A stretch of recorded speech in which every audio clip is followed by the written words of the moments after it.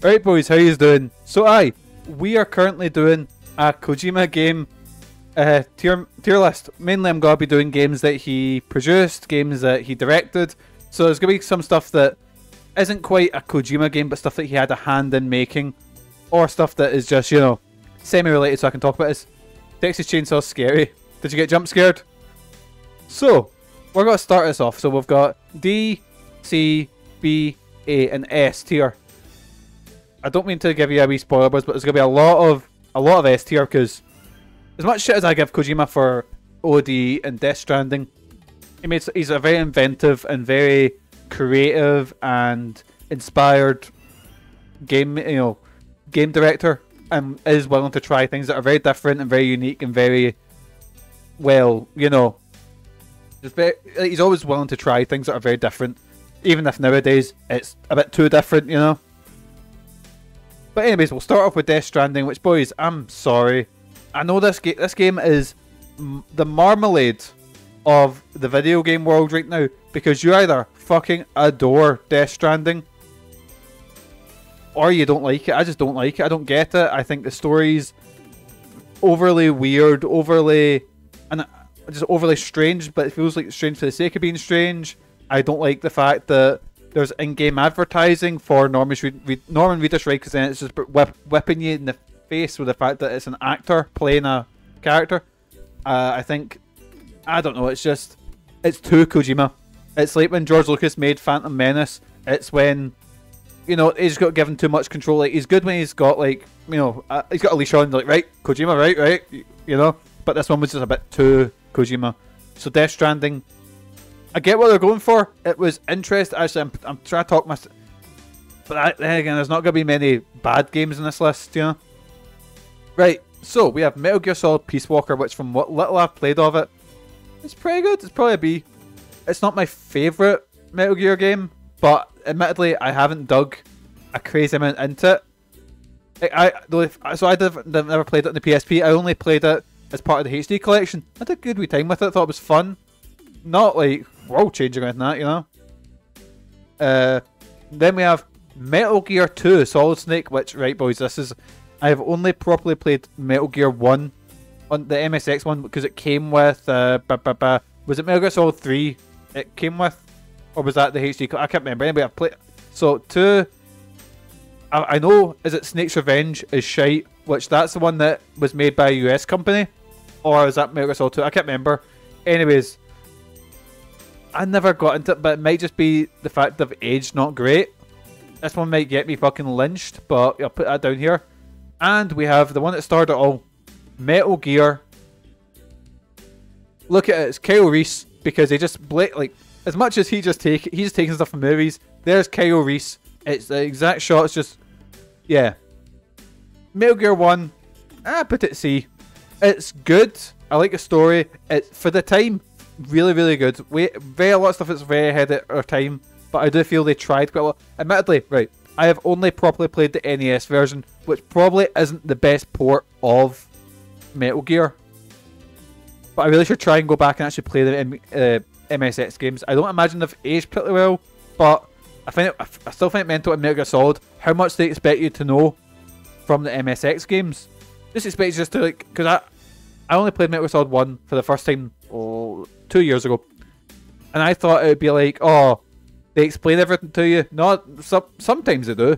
Most of the time you just need to kind of go with it. Go, oh, big boss, right, cool. Oh, Grey Fox, you're pals. All right, all that shit, you know, happened in the original Fox. And yeah, you just need to nod your head and take it. Right. This one, right. We have Metal Gear Solid Ground Zeroes. I got it. Wait, so this is very different. I got this through PS Plus, right? Context, I got this through PS Plus. I didn't pay for it. Well, I did pay for it technically, but it's not as if I paid full price for it. This game the gameplay is really good, but it's a taster.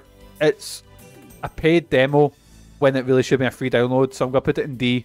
The gameplay is fucking phenomenal. The gameplay is great, but it's just a taster.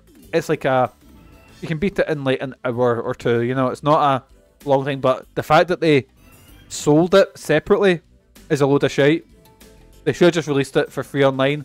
consider, or just put it in Metal Gear Solid 5. They should have just done that then. Right, Metal Gear Solid 4. So, people have a lot of problems with this one. I have only played about an hour of it, but I'll tell you what, boys. When YouTube first became a thing in my life, I sat and watched all the cutscenes in this. The story's mental, but the story carries it. So I'm going to put it in B. It's not quite the upper echelon of Metal Gear games from what gameplay I've played. I like the boss fights. I really like the... I played up to... What was the first... what was the first one? It's not Sleeping Beauties, whatever they're called. You know, the bosses... I fought the first one that was using the disguises and stuff. That was really cool. So I can see there's stuff in there. There's good stuff in there. Right. Now we have another controversial one. Metal Gear Solid 5. Metal Gear Solid 5 has the best gameplay in the entire series. Its story is absolute dog shit. But gameplay wise it's fantastic. So see if you just take it on the gameplay front. The gameplay is probably up here. I'm going to put it in B. The story really drags it down. I don't really care much for any characters apart from the fact going, oh, I recognise them from other games. There wasn't any bosses, which I'm not saying that's like the biggest negative in the world, but the fact that you fought Quiet and the Quiet fight was fine. I like the Quiet fight. Quiet was fine. It was more Hideo Kojima nonsense. She can breathe through her skin. That's why she's always scantily clad. Kojima, if you want to put a scantily clad character in your game, do it. Just don't try and give us this weird sort of, oh, that's why she does this. Just... Anyway. The lack of bosses kind of killed it from, like, ruined it from, because I always assume, when I think of Metal Gear Solid, I always think interesting bosses. Like, think of Metal Gear Solid 3, Metal Gear Solid 2, Metal Gear Solid, you know, it's always these gimmicky, weird, and interesting bosses. 5 didn't really have that. 5 had some of the best gameplay and the best, how do I say it, ways to go about missions. Like, you could tackle a mission in 1,000 different ways, you know. That was really cool. It was very creative. But if you added boss fights into it, if you added some more interesting, if you worked on the story a bit, I know the game's unfinished. I know that. I'll give it its due. The game is good for being unfinished. But it's, yeah, I don't know if I should put, I'll put it bottom of B, I think. No. That's the thing, because it is really open-ended and really cool. So I'm going to keep it in B. Right, boys, now we've got ones I was talking about earlier. We have Snatcher. Now, I personally played the Sega CD version of Snatcher. Fucking adore Snatcher. Very noir feeling. Very ahead of its time. You're playing it as a detective who's hunting down these cyborgs that can... It's basically Blade Runner. Right, can we just say that? It's just Blade Runner. But it's really fun. It's really interesting. Way ahead of its time with, like... innovations, and just I really enjoyed Snatcher. So it's really interesting. I really wish they'd repackage, do like a HD version of Snatcher. Like, just tidy up the graphics, give us like the best looking version, tidy it up a little bit, and give us the best gameplay version. Which I can't remember what the best gameplay version was, because there's tons of different versions of this and Police Knots. But just a wee HD version of Snatcher and Police Knots. They work really well as a sort of double feature. Snatcher, S tier. Fucking love Snatcher. And to double up, the game I have just finished today, it's a tiny picture. There's Police Knots. Speaking of more noir, it's less noir, it's more buddy cop, because obviously it's heavily inspired by Lethal Weapon. It's a lot less grim in tone than Snatcher. It's a lot more fun in tone. It's... The 90s art style is so fucking good. Just a bit too much of Kojima's sort of, how do I say it? Kojima likes a bit of his fan service in there, you know? A bit too much of it, so much so I think it undermined the thing so much. Like, undermined the drama a lot sometimes. But aye, Police Knots, S tier. What do I prefer? Do I prefer Snatcher or do I prefer Police Knots? Oh, it's a hard one. We'll keep them both there now. We'll go back and decide on. We'll change them. Now we have Metal Gear Solid 2: Sons of Liberty. Right, boys. I didn't play this till I got the No, I owned this version, but I owned it on PS2. I never probably got into it. And then when I got the HD collection on the 360, played through all that 2 and 3 again. Fucking adore 2. 2 is quite possibly the best story of Metal Gear Solid as a series. I love Raiden. Raiden is a fucking weirdo. Weird incel, but I love the bait and switch of Raiden and Snake. I love a twist. The twist is really cool. The boss fights are really unique. Like, even the one starting with Olga, Fat Man, I forget her with a big railgun. She's really cool. And then, like, you know, it's just so fucking cool. It becomes like a fucking over-the-top anime at the end. It's ridiculous. But, I think Metal Gear Solid 2 is possibly the second best in the series. So I'm going to put it in S tier as well. Right. Here we go, boys. Going from one series of love to another one, we have Castlevania Lords of Shadow. Castlevania Lords of Shadow is a game I've got very mixed feelings about, and I mean very mixed feelings, because Castlevania Lords of Shadow doesn't feel like a Castlevania game. It feels like a best of action games at a time. It feels like they've looked at Devil May Cry, they've looked at God of War, they've looked at fucking even Shadow of Colossus in some states and went, right, put them in that game. It is a good game. It doesn't feel... I hate being this guy who's going like, oh, it's not a real... It doesn't feel like a real Castlevania game. It's good, but it doesn't feel like a Castlevania game, if that makes sense. And that's because I've recently just got really into the series. So at Lords of Shadow, I'm going to give a C. It's well made. The thing is, I have very similar feelings as Metal Gear Solid 5 to Castlevania Lords of Shadow. Actually, I'm going to... okay, I'm putting... Yeah, that looks better. Because both of them are, without context to their series, are good games. But the context I add to we have Metal Gear Ghost Babel or Metal Gear Solid on the Game Boy Color, which really pushes what you can do on a Game Boy. Really interesting what they tried to do. It's close to like an MSX game, but it really tries a lot. I had this on a Super 32-in-1 cart on one of my Game Boy, on my Game Boy Color, so I couldn't save in this. I got surprisingly far in this game from just one time, just doing a full sitting. And the only reason I lost my progress was because my batteries died back in the day when you had to fucking fire 2 AA's in there, and you have that wee red light in the corner of your Game Boy Color, you know. But I should actually go back and try and finish Ghost Babel one time. They try a lot. It does some things a bit differently from the original, but it's a really fun and unique Metal Gear Solid game, and one of the probably the best in the Game Boy Color. So I'm gonna put that in the A tier. Oh right, big one here, boys. Big one here. We have PT, which is the scariest game I have ever played in my life. PT is fucking terrifying. So I don't get scared at games, boys. I can't tell you a game that's ever actually, apart from PT, that has made me nervous and not wanting to actually open the door to go into the next room. I have played games that have made me jump, but I've never played something that's given me the dread that PT has. PT was insane. PT was a demo. It's free. It's now lost media technically, so it makes me so sad. But for all that work, because it was like a puzzle. Because I remember it released and just being online and hearing people going, because it's so obtuse how you unlock stuff. But it was like as a group, everyone was unlocking it together, and it was so. It's probably one of the best horror experiences I have ever had. Anytime, and it was everyone's working together. The ghost, I believe her name is Lisa, is fucking terrifying. She is the scariest stalker I have ever experienced in a game. Like, I cannot tell you the drop in my stomach I felt when you turn a corner in the house and you would just turn and see her standing there vibrating slightly. The dread that set in was, it was unreal.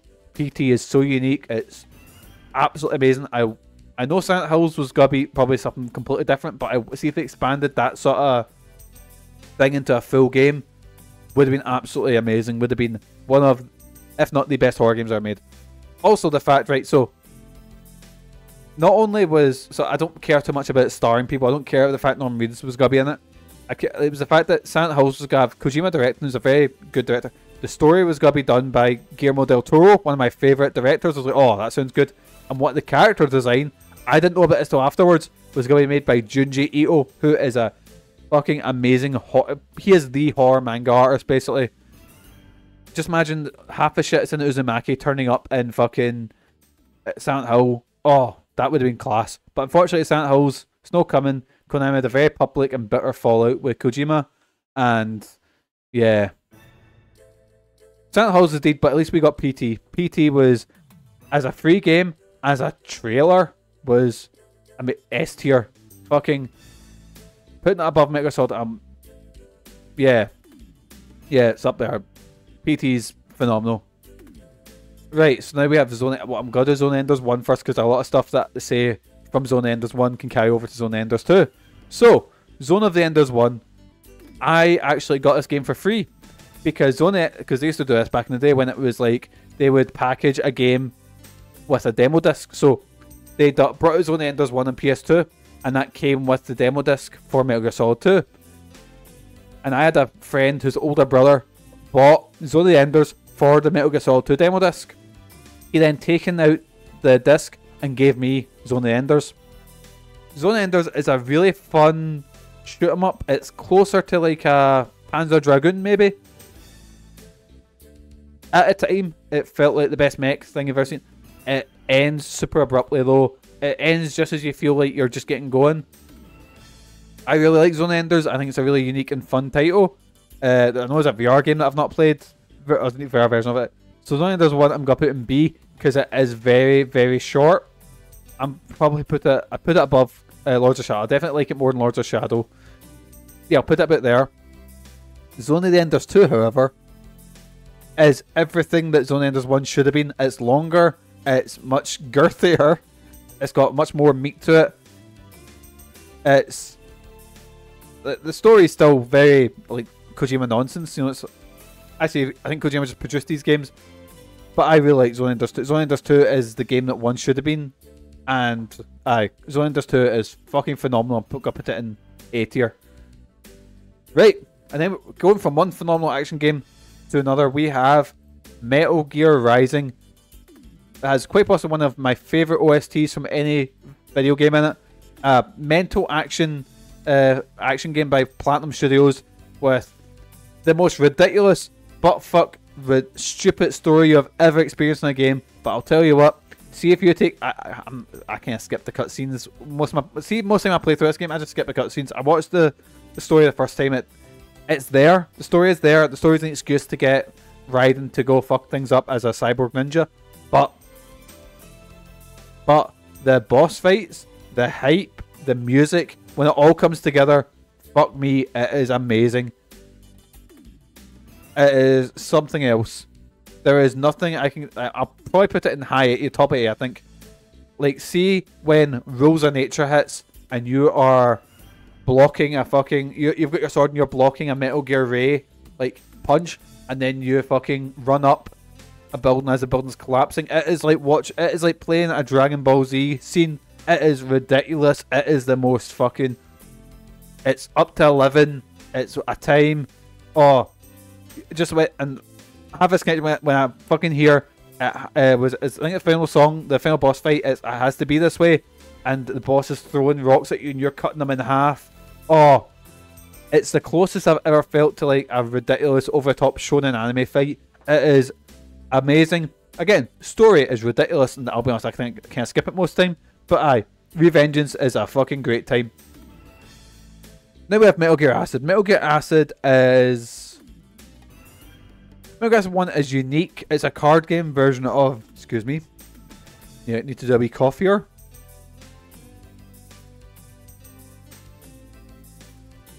It is a card game version of Metal Gear Solid.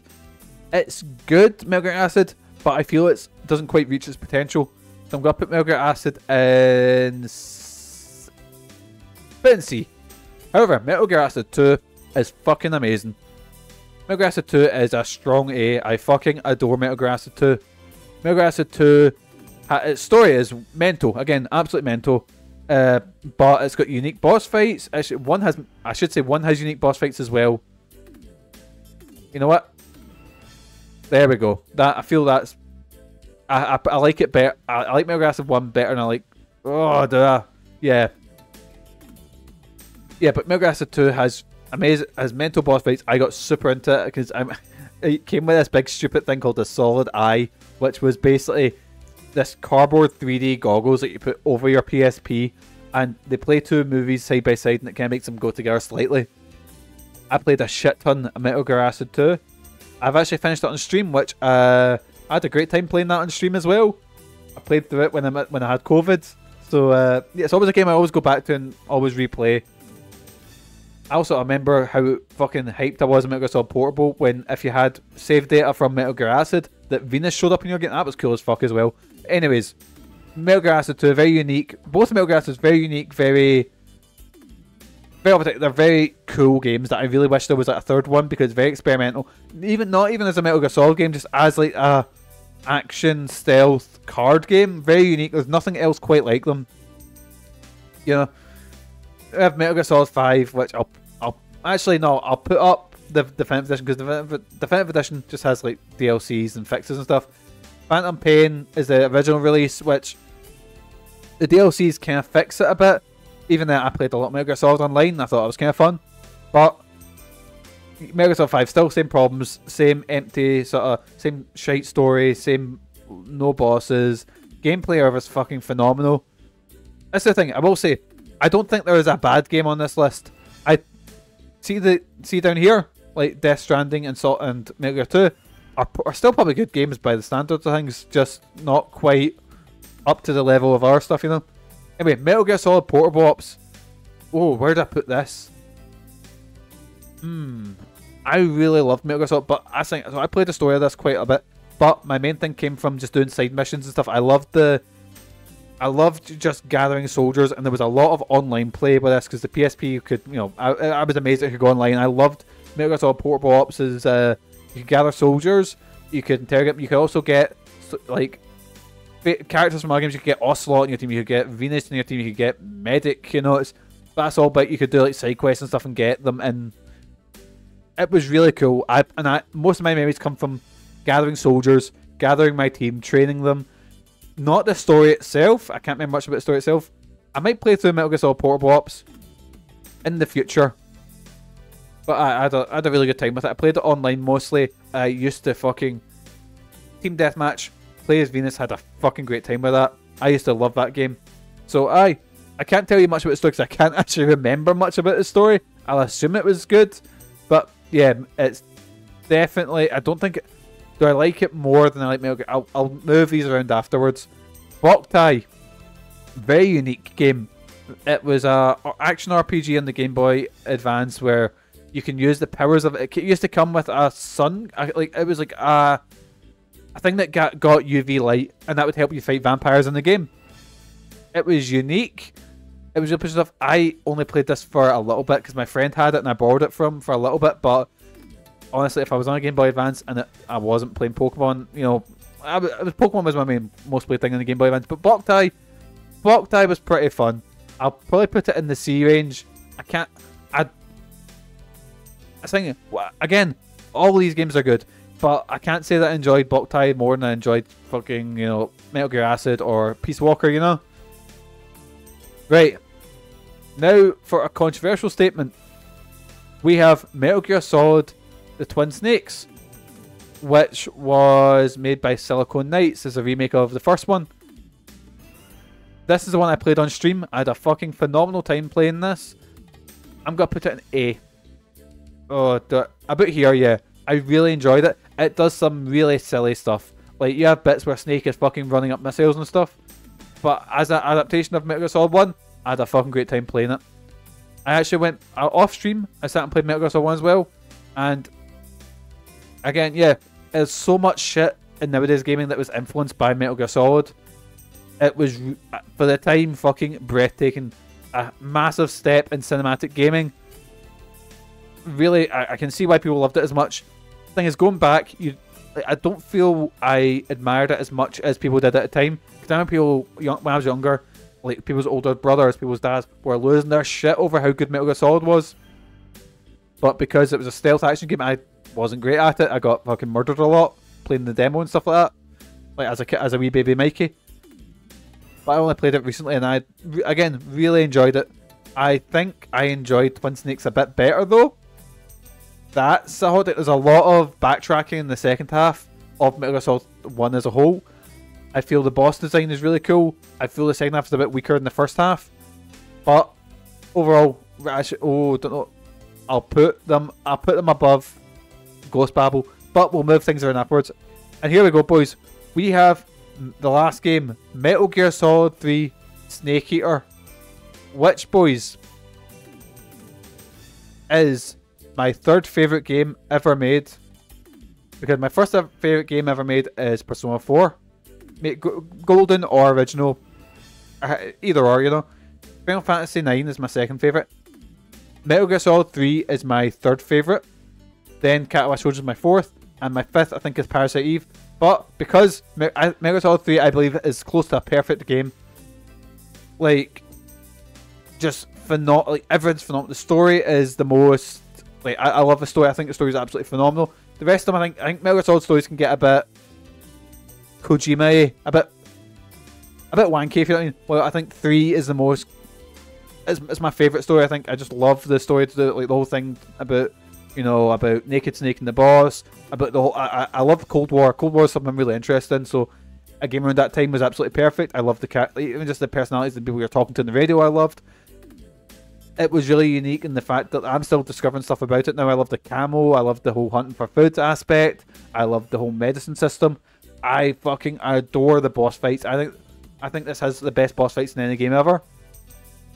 Like, little details, like if you wear the master in the Vulcan fight, that he gets confused, and it's just little details that I absolutely adore about it. I think the boss fight is a masterpiece of game design and storytelling. But aye, enough about that. I fucking adore Metal Gear Solid 3. I think it's one of the best games ever made. Aye. So let's do a quick... Let's just move our way through this. So, the bottom... Again, these games at the bottom are not bad games. However, I'll put Ground Zeroes down lower just so it's a bit... Again, none of these are bad games. They are just in the Kojima ranking because I don't... Looking at this, I don't think there's a bad game in here. Boktai... Yeah, no, I'll put Metal Gear Solid 5 above Boktai. Metal Gear Solid... Yeah. Put Metal Gear Acid, probably... Yeah. What does I'll put Zone of the Enders down, because Zone of the Enders is good, but see when it gets really good, that's when it just ends, you know? And it's not got much replay value behind that. So Zone of the Enders 1, Zone of the Enders 2 is up there. Metal Gear Solid Portable Ops. I need to play more Portable Ops. And Metal Gear Solid 4, I feel that's good placement for them. Not Portable Ops, Peace Walker, sorry. Zone of the Enders 2. Yeah, it's good placement for that. Look at, like, thing is I love Zone of the Enders 2, but with the heavy hitters coming up. So we have Portable Ops, good place for Portable Ops. Again, I didn't play much of the story, I played it mostly for the multiplayer and stuff, and the gathering soldiers, side quests and stuff. I fucking adored that. I remember sitting in a Haven holiday caravan, and my mum and dad paid for internet, fucking class time. So I sat there with my PSP, just grinding out soldiers and stuff, trying to get the best team so I could go online and just murder. It was class. I fucking adored that. That's like really good memories of my 12th or 13th birthday. Was just sitting, because we used to always go on holiday around my birthday, you know. We're sitting in a caravan playing Metal Gear Solid Portable Ops. Then we have Metal Gear Acid 2. I'll put that above Ghost Babel. Metal Gear 1 and Metal Gear Twin Snakes. I put these together because they are very similar. Like, very little differences, apart from, like, the graphics and the upscale. But then there's, like... I think if I was going to play Metal Gear Solid 1, I think Twin Snakes would be my preferred option, my preferred way to play it. That way it's going to get me fucking murdered, but okay, right? Metal Gear Revengeance, oh... Yeah, Revengeance is up there. Metal Gear Solid 2, I'll probably put that... Nah, I can't put that above PT. PT... Oh, I could place for PT, I think, because even though it's the best horror game I've ever played, I don't know if I love it as much as I love Police Knots and Snatcher, so... Right, this is the main one. Police Knots, Snatcher, what do I like better? I'll go with Police Knots above Snatcher. Maybe, oh yeah, we'll go with that. That's our ranking for Kojima games. Oh, quite a lot of games. It's not every game he's produced, it's every game he's directed, and apart from OD, because obviously that isn't out at a time of making this. So aye. Right boys, there we go. That is the Hideo Kojima ranking list, or my personal. Actually, I realised I could just go into presentation mode and this would make that a lot better, wouldn't it? I should have done that much earlier.